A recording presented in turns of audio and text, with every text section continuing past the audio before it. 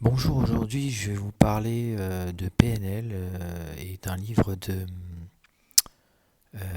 Bandler qui s'appelle Un cerveau pour changer.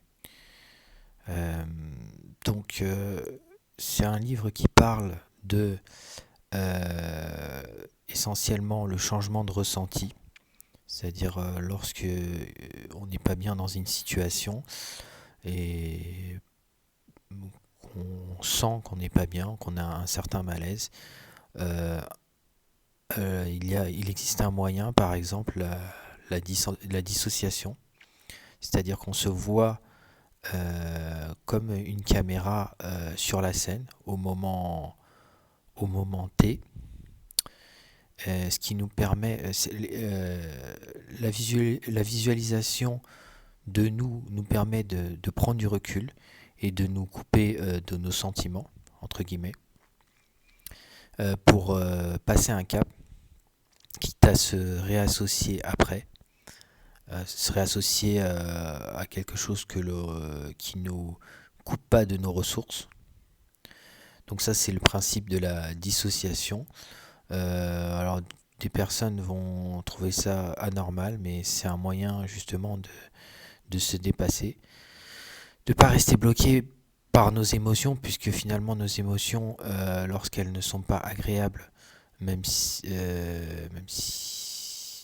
je tiens à dire que des émotions désagréables peuvent nous aider aussi dans le processus de décision, mais lorsqu'elle n'est pas agréable, ça nous coupe de nos ressources, de nos savoir-faire, en sachant qu'on en sait plus qu'on ne pense.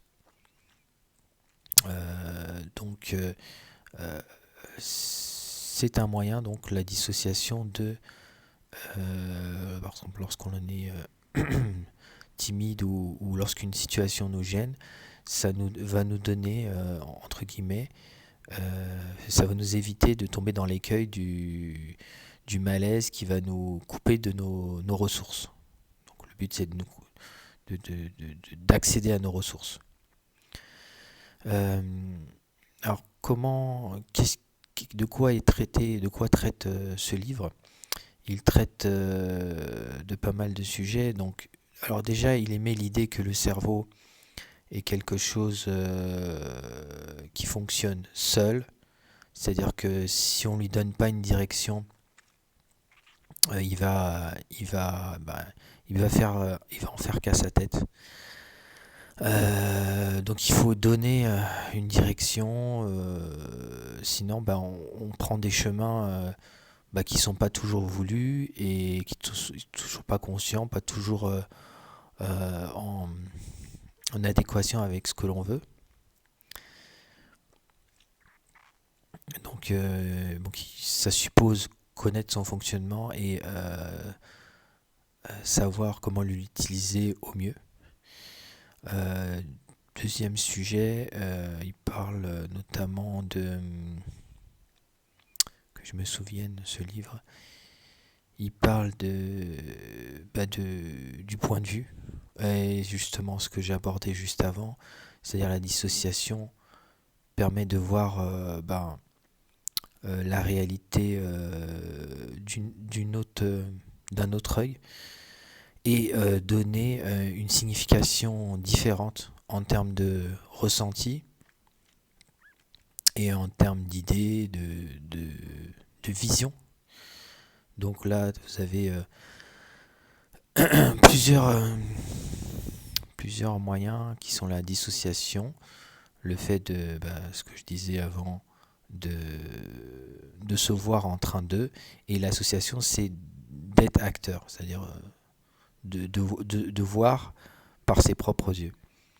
En sachant que l'être humain réagit à ses représentations, donc ce qu'il voit, ce qu'il entend, ce qu'il ressent, euh, il réagit par rapport à ça. Donc il y a une forme d'anticipation aussi. Donc il anticipe par rapport, par exemple, à une situation qui va se produire. Il va voir, entendre, ressentir des choses qui vont qui vont ou non lui couper de ses ressources, ou qui vont lui permettre d'utiliser au mieux ses ressources. Donc ça c'est l'aspect, ce dont parle le livre. C'est par exemple c'est comme ça qu'on qu'on guérit des syndromes post-traumatiques ou des phobies, c'est-à-dire que la situation a une représentation, on modifie sa représentation pour avoir une réaction plus adéquate à la situation, par exemple affronter la situation, être fier éventuellement d'avoir affronté cette situation et n'être pas par exemple dans la fuite. Donc ça c'est le point de vue. Donc guider son cerveau, piloter son cerveau. Il y a d'autres. Bon, on parle aussi de Bandler et de Bandler et comment il s'appelle, j'ai oublié son nom. Bandler et Grinder, je crois. Donc il y en a un qui est informaticien, l'autre qui est linguiste. Et ce qu'ils ont fait, ils ont pris des thérapeutes de renom qui se sont spécialisés dans la thérapie brève. Tout simplement, ils ont copié. Alors, c'était des thérapeutes qui avaient la capacité, entre guillemets, de communiquer avec des gens supposés être difficiles, c'est-à-dire des gens qui, comment dire, dont il était difficile de faire changer quelque chose, quelque chose qui leur serait bénéfique, et qui ont réussi à obtenir ce changement. Donc on parle de Virginia Satir par exemple, Milton Erickson, l'hypnotiseur, l'hypnothérapeute je dirais, parce que l'hypnotiseur ça fait un peu spectacle et c'est carrément un spectacle. Donc l'hypnothérapeute c'est l'hypnose au service entre guillemets de la psychothérapie, dans un but de réparation entre guillemets, pas d'humiliation ou le fait de rire aux dépens de quelqu'un comme dans un spectacle d'hypnose. Donc Bandler et Grinder, ils ont essayé de mettre tout ça sur papier et de voir par des séminaires de ces mêmes thérapeutes, essayer de voir ce qu'ils faisaient, quels principes ils appliquaient, afin de les modéliser. En sachant que ça, on peut le voir, la PNL, la programmation neurolinguistique, programmation, on le voit dans le sens de la théorie de l'apprentissage. Neuro, c'est notre fonctionnement cérébral. Et linguistique, c'est l'influence des mots dans notre ressenti. Parce qu'il est plus question de ressenti ici. Les piliers de la PNL, ça on peut se référer par exemple au livre sur la PNL pour les nuls. Ça se base sur 4 piliers: la représentation de la réalité, en sachant que la carte n'est pas le territoire, c'est-à-dire que c'est une représentation. C'est-à-dire que si on prend un événement, on va à une soirée, vous êtes 4, vous participez à la même soirée, je vous demande de vous raconter la soirée, il est probable que vous ne racontiez pas la même chose, parce que vous avez des représentations différentes de cette même réalité, donc des points de vue différents. Même si il y a des choses qui vont se rejoindre, mais il est possible, très probable, que vous n'ayez pas le même récit. Tant de la façon dont vous le décrivez, ça peut être une description orale de ce que vous avez entendu, de ce que vous avez vu. Peut-être qu'il y en a qui vont se concentrer plus sur ce qu'ils ont vu, d'autres plus sur ce qu'ils ont ressenti, ce qu'ils ont entendu, sur ce qui les a plu, sur ce qui les a pas plu. Donc ça c'est plutôt le point de vue.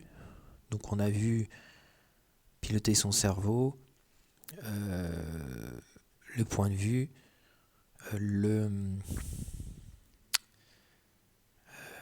point de vue qui permet aussi de changer le ressenti, le changement de structure. Les submodalités, en fait, ce sont des parties fines d'une image ou d'un son. Par exemple, qui vont définir un petit peu ce que vous voyez et qui vont agir sur votre ressenti. Sachant que votre ressenti peut être un frein ou peut être un élan. Donc le but c'est justement qu'il y ait une certaine écologie, c'est que vos ressentis vous servent et ne vous desservent pas. Donc vous avez des submodalités, c'est-à-dire par exemple on a plusieurs canaux. Comment on reçoit les informations de l'extérieur? Par la vue, par l'ouïe, par le toucher, par l'odorat. Ces canaux, en fait, il va y avoir des éléments précis. Par exemple, quand vous voyez ce que vous voyez est vif, ce que vous voyez est clair, les couleurs, ce que vous voyez est dense. Ça va être les éléments très précis qui vont définir votre représentation, et cette représentation amène donc à une réaction chez vous, un impact chez vous. Donc en changeant ces représentations, par anticipation, par répétition, vous arriverez à changer le ressenti de l'expérience et éventuellement faire ce qu'il faut pour dépasser un blocage. Donc ça c'est... Il y a d'autres choses. Là, après il y a l'histoire de... Il parle de la confusion, donc c'est quand on a tous les éléments mais qu'ils ne sont pas organisés, ce qui est différent de la non-compréhension. Donc la confusion, on a tous les éléments bruts et il faut ordonner les choses pour qu'on arrive à la compréhension. Et bon, ce que dit le livre, c'est que la confusion est toujours un préalable à la compréhension. Donc c'est plutôt bon signe apparemment d'être confus. C'est une étape de la compréhension. Donc on a parlé des submodalités, on a parlé des fonctionnements du cerveau, on a parlé par rapport au ressenti. On va parler des points de vue. On n'a pas parlé de l'aspect motivation. Motivation, donc essayer d'utiliser les submodalités qui nous permettent de faire les choses répétitives qu'on sait devoir faire au quotidien, qui sont nécessaires.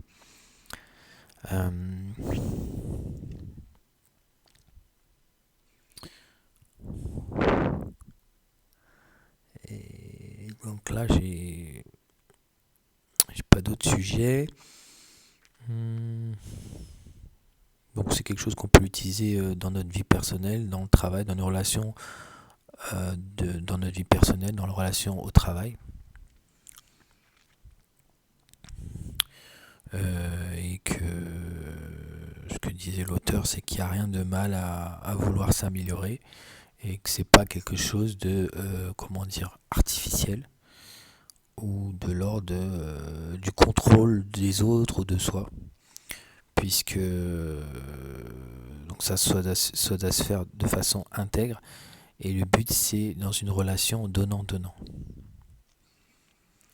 L'influence, elle doit se faire donnant-donnant. La manipulation, c'est encore autre chose. On influence en permanence, reste à savoir si on influence aux dépens des autres ou dans un équilibre des échanges dans une relation. Donc voilà, j'ai toujours parlé du cerveau pour changer. Je vous dis à bientôt.